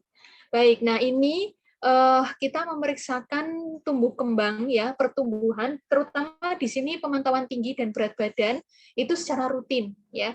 Kalau usia 0 sampai 1 tahun setidaknya kita bawa setiap 1 bulan. 1 sampai 3 tahun setiap 3 bulan, 3 sampai 6 tahun setiap 6 bulan, 3 sampai 6 tahun lagi juga bisa jadi setiap tahun. Tapi lebih baik yang ini Bu, setiap 6 bulan. Ya, jadi di sini dipantau intinya, ya tinggi dan berat badan. Baik, nah ini untuk yang masalah cuci tangan, apalagi selama COVID sekarang ini sudah sangat marak ya, jangan dihilangkan kebiasaan baik tersebut. Ya, cuci tangan secara teratur ya, jangan males-malesan untuk cuci tangan. Kasihan nanti bayinya 1000 HPK-nya tidak maksimal karena ada infeksi. Ya, baik. Kemudian di sini gunakan sabun. Penting Ibu, jadi nggak sekedar basah ya. Karena apa? Tangan kita ini cenderung lembab akibat adanya lapisan lemak. Lemak ini kalau kena sesuatu sangat nempel dan dia tidak akan bisa luntur kecuali dengan sabun ya. Kemudian cuci tangan minimal 20 detik. Jangan ke susu, jangan epek-epek selesai ya. 20 detik. Kenapa? Karena itu memiliki waktu yang tepat sehingga kuman itu mati dan akhirnya hilang dari tangan kita. Lalu gunakan air bersih mengalir, jangan kobokan ya. Kalau kobokan ya lebih baik dituang ya, dituang begitu sehingga airnya tetap mengalir. Baik, mungkin demikian yang bisa saya sampaikan. Terima kasih sekali Bapak Ibu atas perhatiannya. Saya kembalikan kepada moderator, silakan.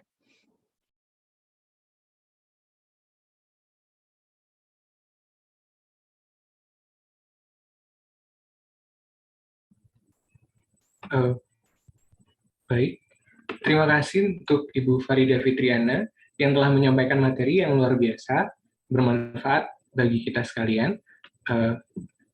Selanjutnya, kita memasuki sesi tanya-jawab kepada Bapak Ibu hadirin yang hendak bertanya. Kami persilahkan untuk mengisi pertanyaan di kolom chat Zoom, atau jika berkenan dapat menyalakan mikrofonnya dan bertanya secara langsung.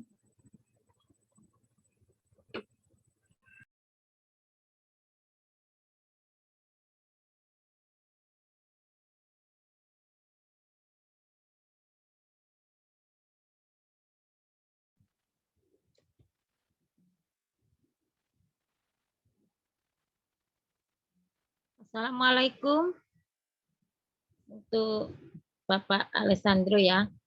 Waalaikumsalam. Silakan Ibu. Ya, saya mau menanyakan tadi yang apa masalah binatang penyebar virus. Apa maksudnya yang tadi itu binatang yang bisa mengakibatkan memberikan virus untuk ibu hamil. Agen penyakit.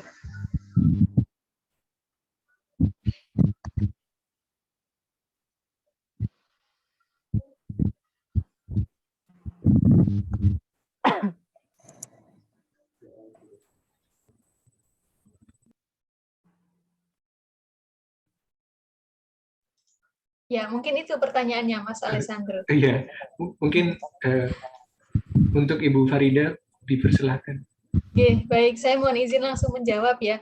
Ya, jadi terima kasih Bu Wiwi. Nggih. Tadi betul sekali Ibu, saya tadi sempat ini menunjukkan ada kita coba menghindarkan ibu hamil dari berbagai resiko. Saya mohon izin menampilkan kembali nggih, supaya peserta yang lain juga ingat yang dimaksud yang mana. Apakah sudah muncul ya? Sudah. Sudah ya. Yang ini ya, menghindari hal-hal yang dapat mengganggu kehamilan, asap rokok, alkohol, stres, binatang pembawa agen penyakit. Gini Bu, ini pertanyaan bagus. Terima kasih Bu Wiwi. Jadi kadang-kadang kita tuh tidak sadar Bu, bahwasanya binatang di sekitaran kita ini berpotensi membawa suatu resiko bagi janin yang dikandung untuk ibu hamil. Contoh paling gampang apa? Kucing. Ya, hati-hati kucing. Kalau dia buang kotoran itu kan sembarangan Bu ya, rata-rata di tanah, di pasir. Kadang-kadang kan dia ngerawuk-ngerawuk tanah, terus dia beol di situ, terus ditutupi. Nah, kemudian barangkali di situ ya dekat dengan pasar, dekat dengan apapun gitu ya. Jangan sampai makanan kita itu tercemar oleh kotoran kucing. Ya. Loh, enggak kok Bu, sudah saya cuci. Nah, tapi ada sudah saya masak. Tapi ada beberapa makanan kan yang nggak harus dimasak, Bu. Contohnya apa? Lalapan. Ya, kita kalau makan lalapan, timun, kubis, ya, itu kan tidak pernah dimasak, ya. Jadi habis dicuci, terus mungkin dicucinya mungkin barangkali kurang bersih gitu ya. Padahal itu barangkali sempat terkontaminasi oleh kotorannya kucing. Nah, ini ketika masuk ini bisa menjadi toksoplasmosis atau ya istilah medisnya toksoplasma ya Bu. Atau gini, ketika Bapak Ibu mungkin habis menghandle tanaman dan di situ ada kucing yang habis berak di situ, kemudian kita tidak cuci tangan dengan benar, terus kita makan, ya. Jadi makanannya sebenarnya bersih, tapi perantaranya adalah makanan tangan kita, itu. Atau mungkin kucingnya ini masuk-masuk rumah, Bu. Sementara dia duduk-duduk, misal duduk di kursi, gitu ya. Padahal maaf, kucing kalau habis BAB itu kan nggak pernah bercebok ya Bu ya, barangkali masih ada bekas tinjanya di pantatnya kucing. Terus dia oser-oser di kursinya ibu. Nah, kemudian ibu duduk di situ, nggak dibersihkan dulu, tangannya menyentuh kursi yang bekas diduduki kucing, terus nggak cuci tangan, tiba-tiba makan, atau usek-usek hidung, usek-usek mata. Nah, ini bisa masuk. Ya, karena pernah kejadian ibu yang kelihatannya sehat walafiat gitu ya, tapi ternyata maaf bayinya ada kelainan karena itu tadi banyak kucing liar berkeliaran di rumahnya dan tidak ada upaya untuk membersihkan diri dengan baik atau membersihkan lingkungan dengan baik. Ya, ini yang sering karena kucing liar itu kan bebas Bu di tempat kita ya. Nah, itu jadi dihindarkan dulu Bu ya, sehingga kalau sudah kemasukan kucing mungkin perlu dipel dengan sabun antiseptik, maksudnya kayak cairan pel, atau mungkin kita biasakan cuci tangan dengan benar, dan untuk sementara barangkali hindari memakan sayur yang tidak dimasak. Ya, lebih baik dimasak dengan matang sempurna untuk supaya parasit ya, karena di dalam BAB kucing itu ada telur dan ini akan menyebabkan toksoplasma gondii ya, istilah medisnya itu ya, kita sebut toksoplasmosis ini ya. Jadi sangat hati-hati. Atau mungkin anjing ya, kalau Bapak Ibu ada di sekitaran tempat yang banyak atau kalau anjing kayaknya jarang ya. Nah, itu juga gigitan anjing, hati-hati ya, ada beberapa yang mungkin bisa berakibat tidak baik ya. Di sini jadi istilahnya torch ya Bu ya, toksoplasma, rubella, herpes simplex virus, itu yang harus kita hati-hati ya. Itu. Kemudian burung ya, pokoknya semua Bu ya, burung. Bu, kalau suami saya suka pelihara burung gimana ya, Ibu enggak usah dekat-dekat ya. Itu pastikan kandangnya bersih karena akan mengganggu kualitas udara, apalagi kalau malam dimasukkan. Ya, udah gitu jendelanya ditutup, nggak ada ventilasi. Ibunya hamil, nah, maka ini bisa mempengaruhi kesehatan janin. Itu ya, jadi binatang-binatang sekitar kita ini juga perlu kita antisipasi. Mungkin demikian, Bu Wiwi. Semoga bisa menjawab. Bu Farida ya atas jawaban sangat. Sami-sami Ibu. Baik, terima kasih untuk Ibu Wiwi sudah bertanya dan Ibu Farida yang sudah menjelaskan. Apakah ada lagi peserta Bapak Ibu hadirin yang hendak bertanya? Kami persilahkan. Assalamualaikum Mas, saya mohon dijawab Waalaikumsalam. Ya, untuk silakan. pertanyaan. Saya pernah menemui beberapa kasus perihal ibu hamil. 2 kali keguguran, dan keguguran yang pertama itu dengan keguguran yang kedua itu jaraknya itu belum ada 3 bulanan, belum ada 3 bulan gitu. Waktu keguguran pertama kan udah, terus belum 3 bulan ibu tersebut hamil kembali. Ternyata setelah berjalan 5 minggu atau 10 minggu gitu yang kehamilan kedua itu mengalami keguguran lagi. Kalau ditilik dari masalah binatang pembawa penyakit tadi ya Bu ya, itu dia tidak mempunyai kucing, juga tidak memelihara burung. Itu ada indikasi apa ya Bu? Apakah ada faktor usia atau gimana? Mohon penjelasannya. Terima kasih. Assalamualaikum. Waalaikumsalam. Terima kasih untuk pertanyaannya. Kami persilahkan untuk Ibu Farida menjawab.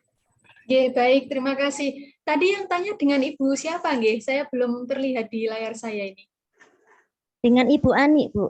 Oke, baik. Ibu Ani, matur nuwun sangat. Ibu kader kah? Iya. Oh, nggih. Pertanyaan kader ini berbeda. Mesti ada sesuatu yang unik ya. Dan ini, terima kasih sekali, Bu Ani. Ini menunjukkan sangat ini ya, perhatian dengan ibu-ibu hamil yang ada di wilayahnya. Nggih, Bu Ani, jadi ini yang dinamakan recurrent pregnancy loss atau keguguran abortus habitualis. Jadi semacam keguguran berulang, Ibu. Jadi keguguran yang terjadi berulang dan dalam waktu yang cukup cepat, dan ini ketika hamil lagi, keguguran lagi. Itu kemungkinan besar, Bu, seandainya ibu ini hamil ketiga, tanpa ada persiapan yang baik sebelumnya, sama kejadiannya akan ini lagi, guguran lagi. Ya, ini yang disebut RPL. Ya, jadi begini, Ibu Ani, bahwa orang hamil itu kita juga harus menyiapkan banyak faktor, ya. Ada faktor biologis, ada faktor psikologis, faktor lingkungan, faktor sosial. Jadi orang hamil itu tidak sekedar perutnya membesar, enggak. Luar biasa ya. Jadi orang hamil itu faktornya banyak, pengganggunya ataupun yang lain-lainnya gitu ya. Nah, kalau tadi disampaikan Bu Ani dari sisi hewan peliharaan tidak masalah, berarti aman dari sisi itu. Cuman penyebab dari keguguran berulang ini banyak sekali faktornya, Bu. Kalau tadi Bu Ani sempat menyinggung usia, ini saya jadi penasaran, ibunya usia berapa? Usia hamil sehat ya, itu adalah 20 sampai 35 tahun, meskipun tidak menutup kemungkinan lebih dari 35 tahun pun tetap bisa hamil sehat ya. Dan bukan berarti yang 20 sampai 35 tahun selalu sehat ya. Prinsipnya adalah harus terpantau dengan baik ya. Oke. Kemudian yang kedua adalah ibu ini kebiasaan makanannya bagaimana ya, atau mungkin ibu ini punya riwayat penyakit infeksi yang belum disembuhkan, Bu, sebelumnya ya, atau mungkin ibu ini memiliki semacam kelainan ini, perbedaan genetik dengan suami. Ini pernah ada, Bu, kejadian unik. Jadi istri dari Jawa, suami dari Flores ya, tinggalnya di Flores, kemudian sampai kegugurannya 8 kali, Bu. Ya, jadi selama pernikahan itu tidak pernah hamil sampai besar, itu tidak pernah. Selalu keguguran, padahal kedua-duanya ini diperiksa secara rutin, sehat walafiat. Ya, dua-duanya juga subur gitu loh. Nah, sampai akhirnya dirujuk ke Rumah Sakit Sutomo setelah diketahui mereka tes genetik dan ternyata resus darah mereka berbeda. Ya, jadi si bapak ini resusnya negatif. Sementara kita orang Indonesia rata-rata resusnya positif. Setelah ditelusur, suami ini ada keturunan dengan intinya orang luar, ya, itu dari nenek moyangnya. Nah ini, jadi selamanya dia tidak akan ketemu. Tapi ini rasanya enggak ya Bu ya. Coba kita lihat yang lain. Misalkan status gizi, ya, ibunya ini kondisinya bagaimana? Kuruskah? Atau barangkali ibu ada masalah pada bentuk rahimnya. Ya, bentuk rahimnya ini kadang-kadang baru ketahuan setelah terjadi keguguran berulang. Nun sewu, rahim kita yang normal itu bentuknya kayak buah pir. Jadi belendung di atas sedikit, kemudian agak begini, tapi ukurannya bukan kayak buah pir ya, jauh lebih kecil. Nah, ada bentuk-bentuk rahim yang abnormal, sehingga ketika dia ditempeli bakal janin, itu langsung gugur. Ya, ada yang modelnya itu terpecah, jadi ada septum, ada penyekatnya, kemudian ada yang dia itu, pokoknya macam-macam Bu bentuknya. Atau bisa dilihat juga bagaimana siklus menstruasinya. Ya, saran saya Ibu, pasien atau ibu tersebut ya, coba Bu Ani sarankan jangan ke susu hamil lagi. Harus dicari tahu dulu penyebab kegugurannya kemarin sampai ketemu. Kemudian diobati sampai tuntas, baru kemudian hamil. Karena kalau sudah tergesa-gesa hamil lagi, jatuhnya akan sama, ya, akan keguguran lagi, terus akan seperti itu karena ini RPL, ya. Atau kalau enggak, bayinya prematur, ya, karena masalah yang sebelumnya ini belum beres, gitu ya. Jadi dibereskan dulu Ibu, mungkin bisa dibawa ke rumah sakit atau bidan setempat untuk dilakukan pengecekan secara mendalam. Nah, nanti kalau sampai ada hal-hal yang perlu dilakukan USG dan yang lain, ini akan lebih baik dilakukan sekarang daripada dipaksakan hamil cepat tapi sejatinya belum siap. Ya, begitu nggih Bu Ani? Iya. Nggih. Baik, mungkin semoga membantu jawabannya. Terima kasih, Bu. Nggih, sami-sami. Baik, terima kasih untuk Ibu Ani atas pertanyaannya. Ibu Farida untuk jawabannya. Apakah ada lagi Bapak Ibu hadirin yang hendak bertanya? Kami persilahkan. Ada Bapak Alexandro. Ya, silahkan Ibu. Ya, saya mau tanya faktor apakah kehamilan anggur itu Ibu? Ini ada salah satu tetangga saya, dia itu hamil anggur, bilangnya gitu. Cuman dia nggak bisa tahan lama, mungkin sampai 3 atau 4 bulan dia udah gugur, Bu. Itu apa karena faktor dari makanan kah? Atau kurang bersihkah kayak yang tadi itu Ibu yang disampaikan? Itu satu pertanyaan saya. Yang dua, apakah anak idiot itu juga pengaruh dari faktor kurang bersihnya kita asupan makanan kita selama hamil atau karena faktor keturunan Ibu? Matur nuwun. Terima kasih Pak Alexandro. Ya, terima kasih. Mohon maaf dengan Ibu siapa ini tadi? Ibu Yayu dari Wijaya Kusuma. Ya. Oh, ya. Terima kasih Ibu Yayu untuk pertanyaannya. Kami persilahkan untuk Ibu Farida menjawab pertanyaannya. Baik, terima kasih Bu Yayu. Ini sepertinya Ibu Kadir juga ya Bu Yayu ini.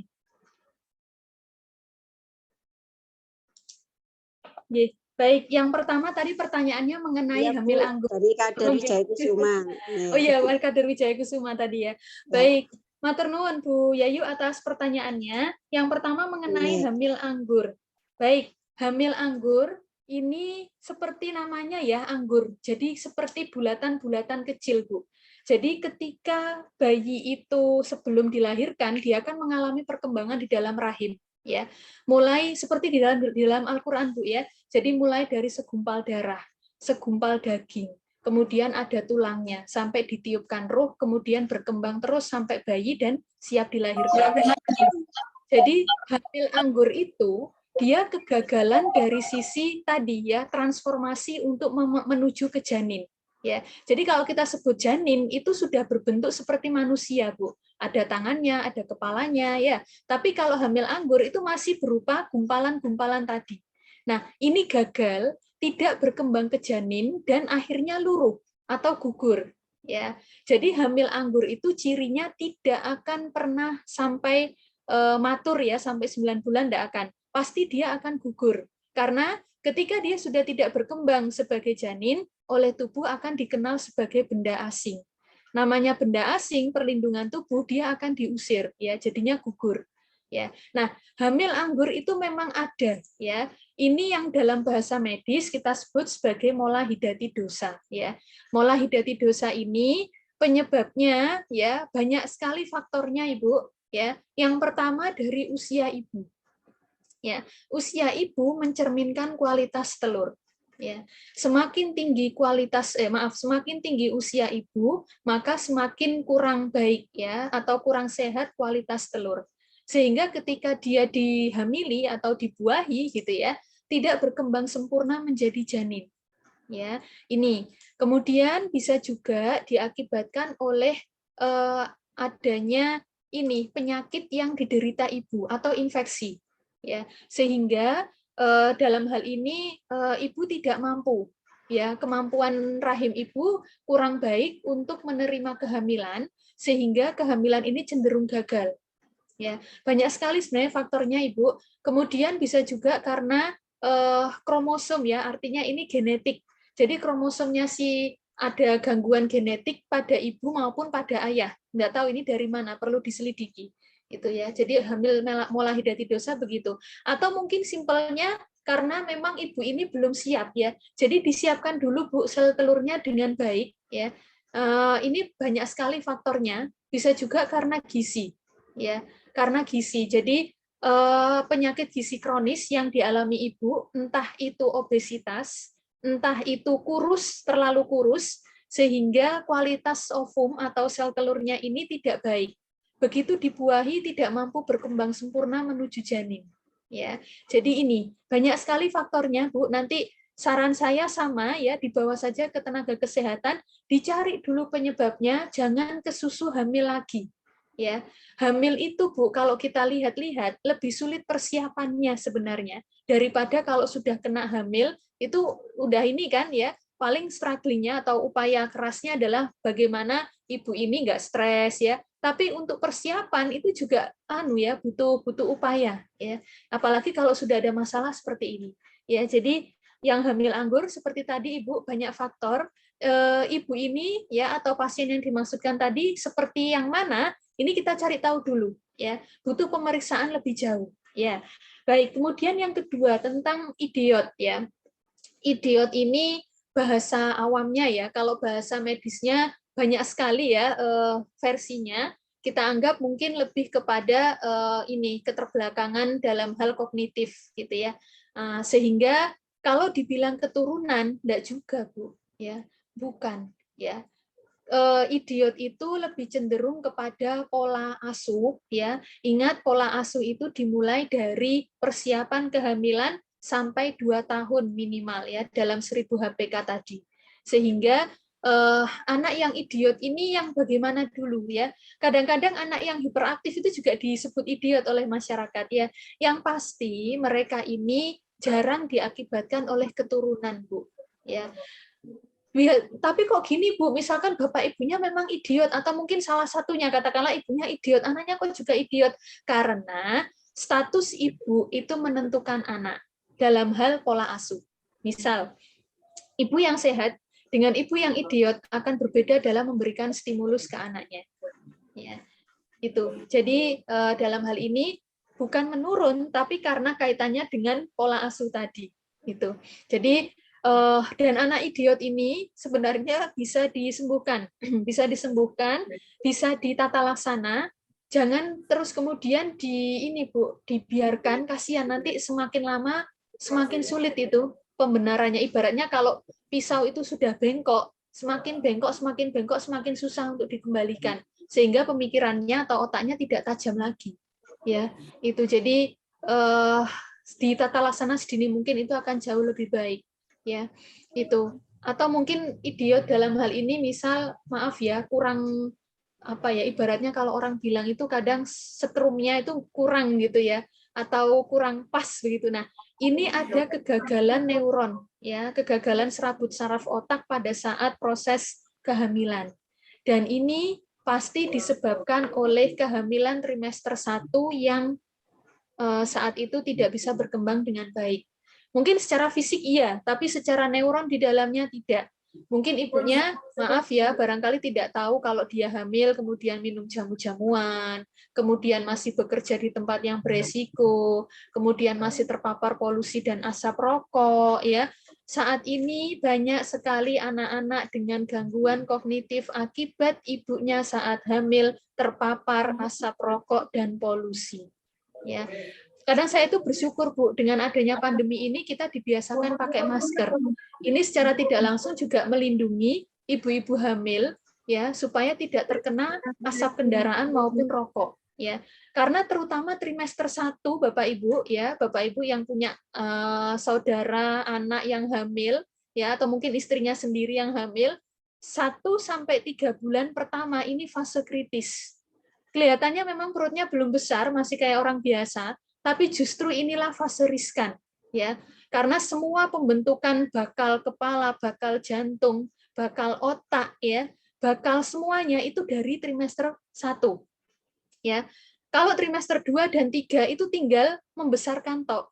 Jadi sekali ada yang kepleset di trimester 1, maka tidak bisa dibetulkan, tinggal besarnya saja.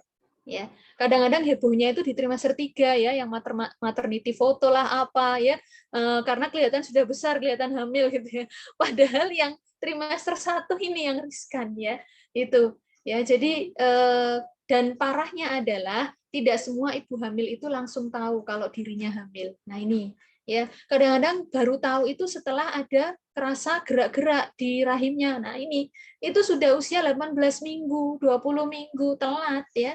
Paling cepat kehamilan itu diketahui 2 minggu. Ya, karena itu buat para pengantin ya yang sedang merencanakan kehamilan, pasangan suami istri, jika merasa merencanakan kehamilan, ya tetap harus waspada, hati-hati kapanpun itu. Karena bisa jadi ternyata dia baru tahu itu setelah 2 minggu setelah konsepsi atau pembuahan itu terjadi. Ya, itu. Jadi hati-hati sekali ya. Seorang ibu hamil dia PP tes dengan kencing gitu ya, ketahuan kalau strep 2 hamil itu paling cepat itu 2 minggu baru ketahuan. Paling cepat rata-rata ketahuannya di 7 minggu, 8 minggu, sudah 2 bulan ya.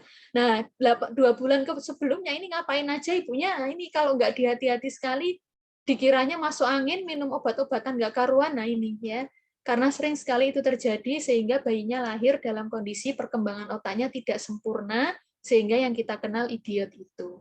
Mungkin begitu Ibu Yayu. Yeah. Baik, terima kasih untuk Ibu Farida untuk jawabannya. Apakah cukup menjawab Ibu Yayu? Iya, cukup. Terima kasih, Bu. Ya, terima kasih sama Mas Alessandro. Terima kasih Bu untuk Bapak Ibu hadirin sekalian, kami mengadakan post-test setelah webinar ini.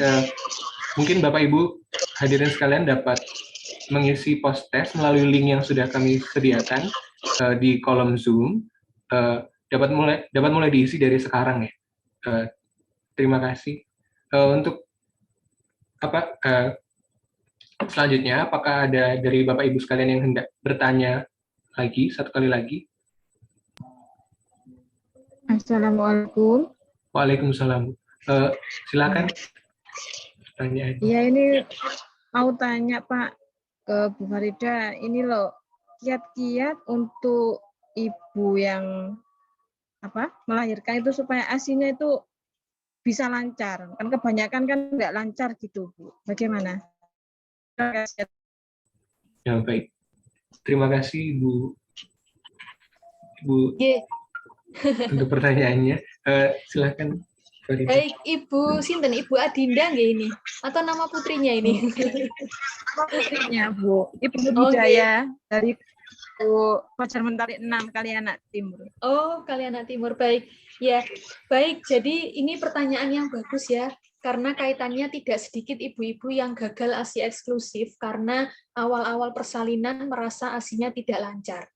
Jadi begini Bu, saya jelaskan dulu secara normalnya nggih. Kalau dari tubuh manusia, secara normal ibu yang habis melahirkan itu memang ASInya tidak bisa langsung keluar.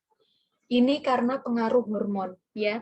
Ada satu hormon estrogen yang itu masih kadarnya agak tinggi pada awal-awal persalinan sampai 3 hari, sehingga dia menghambat pengeluaran ASI. Itu yang pertama. Jadi kalau kita sudah tahu ibu ini kok ASInya enggak keluar, dia masih dalam 3 hari setelah persalinan, kita jangan panik dulu.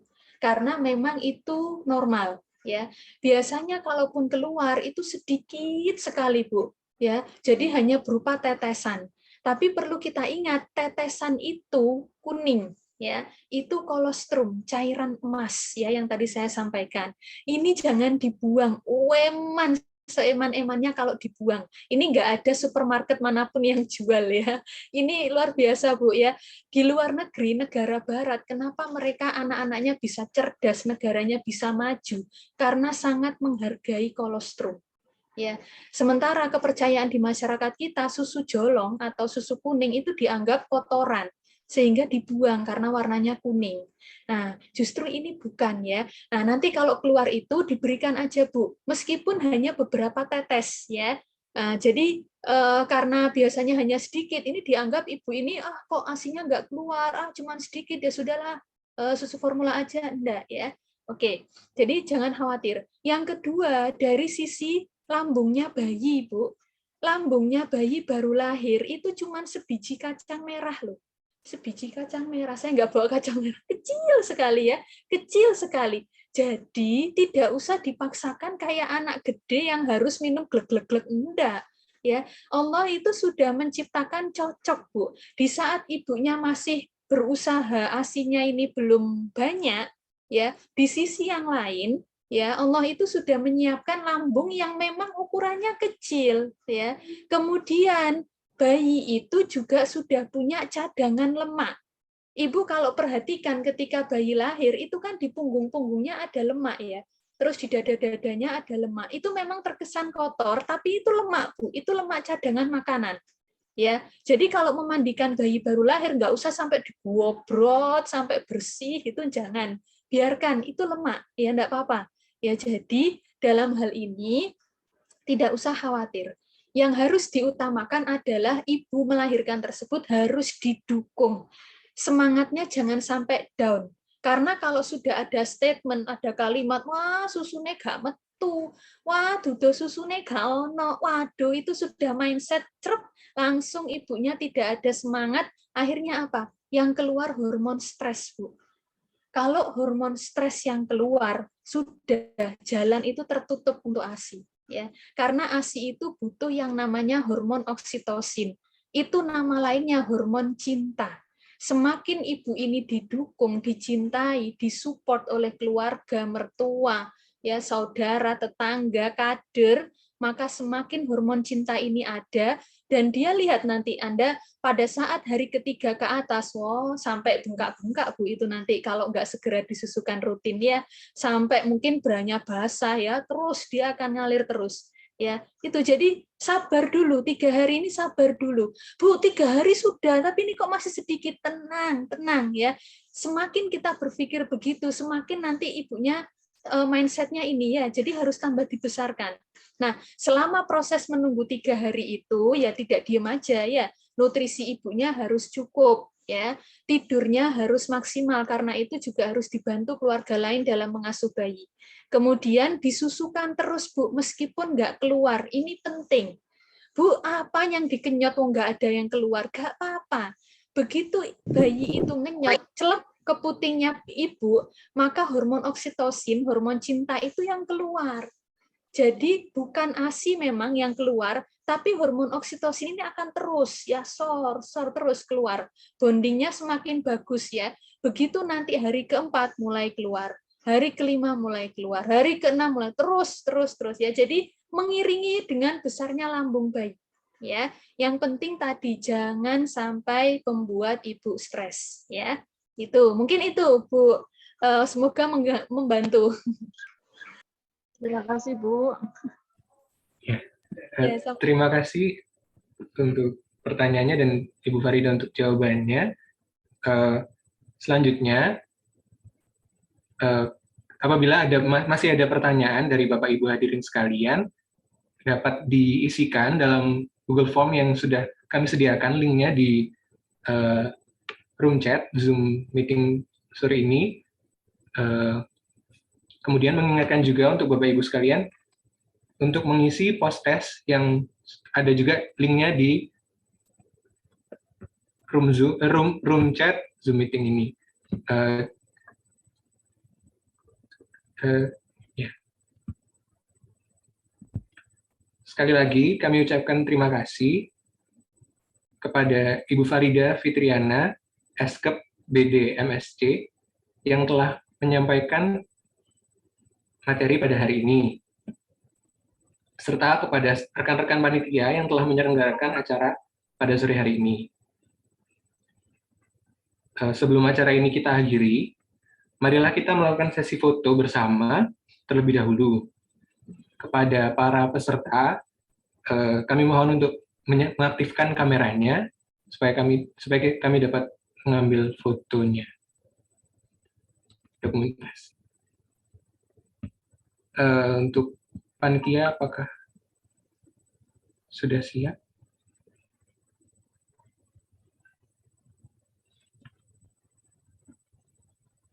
Baik, kami ingatkan sekali lagi untuk para peserta untuk dapat menyalakan kameranya karena akan dilakukan sesi dokumentasi foto bersama bagi kita semua.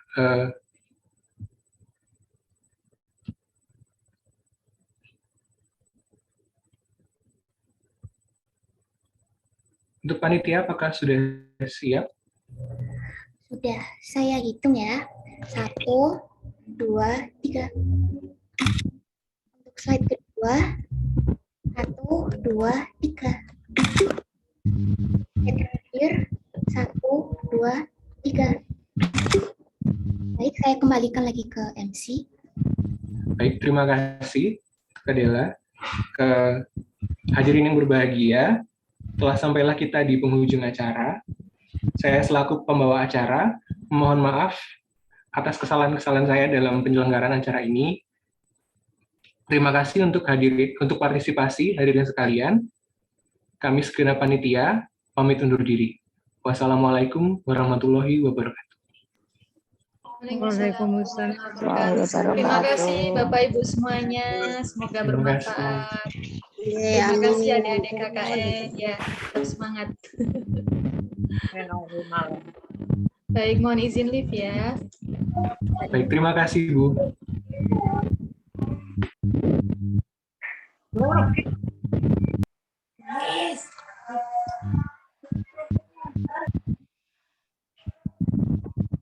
Ya, udah selesai aku. Bentar.